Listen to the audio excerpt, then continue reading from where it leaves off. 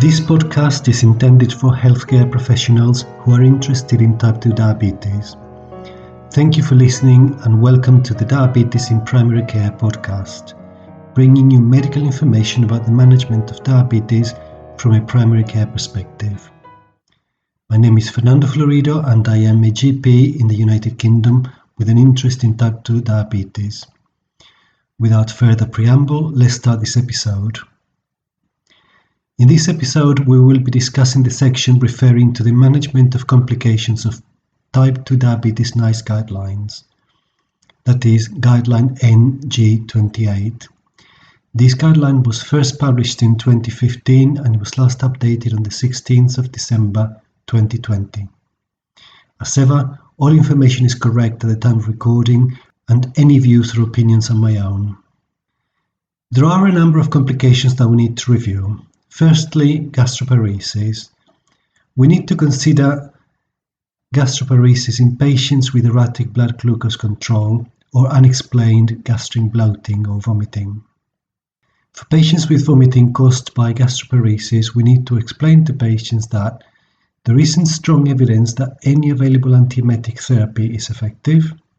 Some people have had benefit with domperidone, erythromycin or metoclopramide, and that the strongest evidence for effectiveness is for domperidone, but prescribers must take into account its safety profile, in particular its cardiac risk and potential drug interactions. For the treatment of vomiting caused by gastroparesis, we can consider alternating the use of erythromycin and metoclopramide, or we can consider domperidone only in exceptional circumstances. And that is if domperidone is the only effective treatment. And in accordance with MHRA guidance, there is MHRA safety advice on domperidone and metoclopramide. The summary of MHRA advice on domperidone states that domperidone is now restricted to use in the relief of nausea and vomiting only. It should be used as the lowest effective dose for the shortest possible time and for a maximum of 7 days.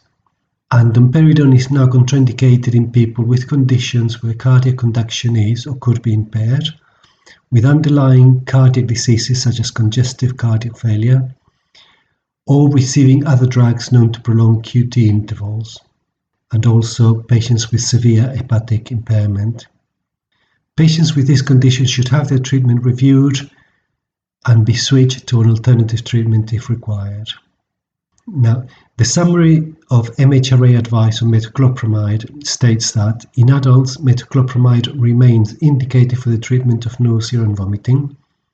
In children aged 1 to 18, metoclopramide should only be used as a second-line option for prevention of postoperative or chemotherapy-induced nausea and vomiting. Metoclopramide is contraindicated in children younger than 1 year. Metoclopramide should only be prescribed for up to 5 days. Now, NICE has published an evidence summary on oral erythromycin for gastroparesis in adults.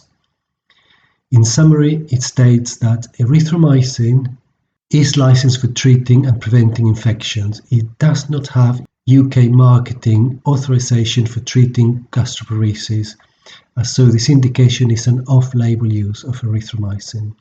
If pharmacological treatment is required, metoclopramide, domperidone or erythromycin may be considered as motility agents. In general, these NICE summaries support decision-making on the use of an unlicensed or off-label medicine for an individual patient, where there are good clinical reasons for its use, particularly when there is no licensed medicine for the condition requiring treatment. The strengths and weaknesses of the relevant evidence are critically reviewed by NICE, but the summary is not NICE guidance. The next complication that we will deal with is painful diabetic neuropathy. There is separate NICE guideline on neuropathic pain in adults. In summary, for the treatment of painful diabetic neuropathy, we can offer a choice of amitriptyline, duloxetine, gabapentin, or pregabalin as initial treatment for neuropathic pain. We need to be aware that pregabalin and gabapentin are class 3 controlled substances, and therefore we will need to evaluate patients carefully for a history of drug abuse before prescribing and observe patients for development of signs of abuse and dependence. If the initial treatment is not effective or is not tolerated, we can offer one of the remaining 3 drugs and consider switching again if the second and third drugs tried are also not effective or not tolerated. We should only consider tramadol if acute rescue therapy is needed, and we could consider capsaicin cream for people with localized neuropathic pain who wish to avoid or who cannot tolerate oral treatments. Now, in respect of the complication autonomic neuropathy, we need to consider sympathetic nervous system damage for patients who lose the warning signs of hypoglycemia, and also consider autonomic neuropathy affecting the gut in patients with unexplained diarrhea that happens particularly at night. Equally, we need to consider autonomic neuropathy affecting the bladder in patients who have unexplained bladder emptying problems. When using tricyclic and antihypertensive drugs in patients with autonomic neuropathy, we need to be aware of the increased likelihood of side effects such as orthostatic hypotension. The management of autonomic neuropathy will simply be symptomatic. Now, another complication of type 2 diabetes is the diabetic foot, and there is a specific guidance on preventing and managing foot problems in type 2 diabetes. That is NICE Guideline on diabetic foot problems. It is very comprehensive and it includes the frequency of assessments and treatment recommendations, mostly podiatric management, including diabetic ulcer treatment and Charcot arthropathy management. A very important diabetic complication is diabetic kidney disease. There is a separate NICE guideline on chronic kidney disease in adults. This is a long guideline and it will deserve its own full review. Because of its relevance in type 2 diabetes, I will also give a summary in this episode. Now, chronic kidney disease is defined as abnormalities of kidney function or structure present for more than 3 months.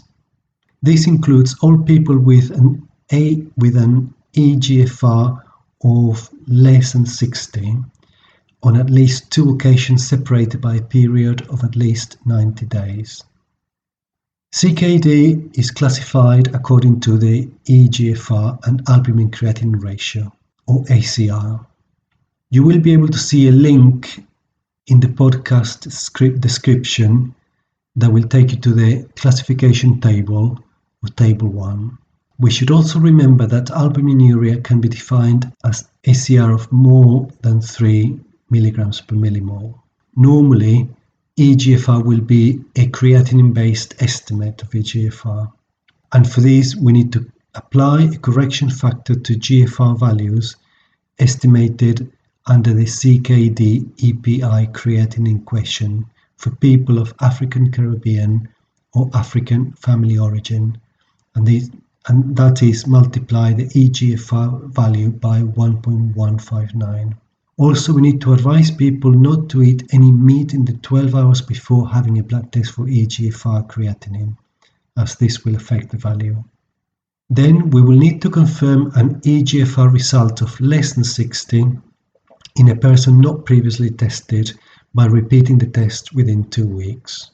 And then we should consider eGFR cystatin C at initial diagnosis to confirm or rule out CKD in people with an eGFR creatinine between 45 and 59, sustained for at least 90 days without proteinuria or other markers of kidney disease. We should not diagnose CKD in people with an eGFR creatinine of 45 to 59 and an eGFR cystatin C of more than 60 and no other marker of kidney disease. In terms of proteinuria, we need to use urine albumin creatinine ratio, or ACR, in preference to protein creatinine ratio, or PCR, because ACR has a greater sensitivity than PCR for low levels of proteinuria. For quantification and monitoring of levels of proteinuria of ACR levels more than 70, PCR can be used as an alternative. However, ACR is the recommended method for people with diabetes. For the initial detection of proteinuria, if the ACR is between 3 and 70, it should be confirmed by a subsequent early morning sample. However, if the initial ACR is 70 or more, a repeat sample is not needed. Remember that a confirmed ACR of 3 or more should be regarded as clinically important proteinuria. In respect of hematuria, we need to remember that when testing for the presence of hematuria, we should use reagent strips rather than urine microscopy, and we should evaluate further if there is a result of 1+ or more. Also, we should not use urine microscopy to confirm a positive result. We should regard 2 out of 3 positive reagent strips tests as confirmation of persistent invisible hematuria. Persistent invisible hematuria with or without proteinuria should prompt investigation for urinary tract malignancy in appropriate age groups. Persistent invisible hematuria in the absence of proteinuria, where malignancy has been excluded, should be followed up annually. Now, who should be tested for CKD? We basically need to offer testing for CKD using the eGFR, creatinine and ACR to all patients with type 2 diabetes. When it comes to investigating the cause of CKD and determining the risk of adverse outcomes, we will need to agree a plan to establish the cause if it isn't clear. But generally, a renal ultrasound scan is not recommended routinely unless specific concerns are present, and there is a separate NICE guideline for that you could refer to. Now, when it comes to the frequency of monitoring, we need to bear in mind that CKD is not progressive in many people, and we can use the classification of CKD to guide the frequency of GFR monitoring, and the link to this table 2, will be in the podcast description. Now, we will define accelerated progression of CKD as a sustained decrease in GFR of 25% or more within 12 months, or a sustained decrease in eGFR of 15, also within 12 months.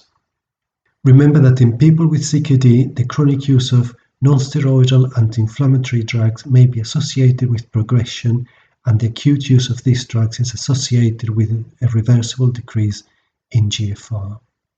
We should also monitor people for the development of progression of CKD for at least 2 or 3 years after acute kidney injury, even if the serum creatinine has returned to baseline. Now, when it comes to patient education, we should offer people with CKD education information tailored to the severity and cause of the CKD, the associated complications, and the risk of progression. The general lifestyle advice is simply to take exercise, achieve a healthy weight, and to stop smoking. And in terms of dietary interventions, we will need to offer dietary advice about potassium, phosphate, calorie and salt intake appropriate to the severity of CKD. But we should not offer low-protein diets to people with CKD. Now, the referral criteria for CKD would be GFR less than 30, ACR 70 or more, unless the cause is diabetes and is already appropriately treated, ACR 30 or more with hematuria, a sustained decrease in GFR of 25% or more than 15 within 12 months, a sustained decrease in GFR of 25% or more, or a decrease in GFR of 15 or more within 12 months, hypertension that remains poorly controlled despite the use of at least 4 antihypertensive drugs, and suspected rare or genetic causes or suspected renal artery stenosis. People with CKD and renal outflow obstruction should normally be referred to urological services unless urgent medical intervention is required, for example, for the treatment of hyperkalemia, severe uremia, acidosis, or fluid overload. Blood pressure control in CKD should be, for patients with CKD alone, we will aim for a target of below 140/90. But in people with CKD and diabetes, and also in people with CKD and an ACR of 70 or more, the blood pressure target will be below 130/80. So that is 130/80 in type 2 diabetes with CKD.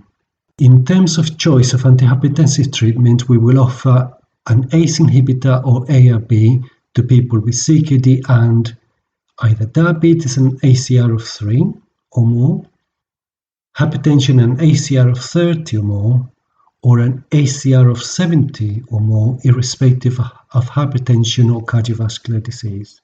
We will not routinely offer an ACE inhibitor or an ARB to people with CKD if their pre-treatment serum potassium concentration is greater than 5. And we will stop the ACE inhibitor or ARB if the serum potassium concentration increases to 6 or more and other drugs known to promote hyperkalemia have been discontinued. Remember that if there's a decrease in eGFR less than 25% or an increase in the serum creatinine of less than 30% after starting or increasing the dose of the ACE inhibitor or ARB, we should repeat the test after 1 or 2 weeks, and we would not modify the dose if the change in the eGFR remains less than 25% or the change in serum creatinine remains less than 30%. However, if these changes are more, we should investigate other causes of a deterioration in renal function, such as volume depletion or concurrent medication, for example, non-steroidal anti-inflammatory drugs. And if no other cause for the deterioration in renal function is found, we will need to stop the ACE inhibitor or ARB or reduce the dose to a previously tolerated dose. We also need to remember that CKD patients are at an increased risk of cardiovascular disease, and therefore we will need to offer antiplatelet drugs to people with CKD for the secondary prevention of cardiovascular disease. But we will need to be aware of the increased risk of bleeding. Finally, detailed advice on the management of CKD, mineral and bone disorders is beyond the scope of this guideline. But remember that we should not routinely offer vitamin D supplementation to manage or prevent CKD, mineral and bone disorders. But we will offer cholecalciferol or ergocalciferol to treat proven vitamin D deficiency.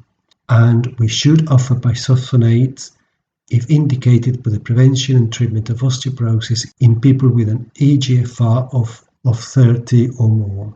The next complication of type 2 diabetes to talk about is erectile dysfunction. And this is simply to say that we should offer men with type 2 diabetes the opportunity to discuss erectile dysfunction as part of their annual review. We should consider a phosphodiesterase 5 inhibitor to treat problematic erectile dysfunction, initially choosing the drug with the lowest acquisition cost and taking into account any contraindications. Obviously, we will refer men if the treatment has been unsuccessful. And the last complication that we will discuss is eye disease in type 2 diabetes. We need to remember that when a patient is diagnosed with type 2 diabetes, GPs should immediately refer them to the local eye screening service. We should arrange emergency review by an ophthalmologist for any sudden loss of vision, rubeosis iridis, pre-retinal or vitreous hemorrhage, and retinal detachment. And finally, we should refer to an ophthalmologist if there's any large, sudden, unexplained drop in visual acuity. This is the end of this episode of the Diabetes in Primary Care podcast. You can find it on your favorite podcast provider. You will also be able to find links to the guidelines mentioned in the podcast description. Thank you for listening.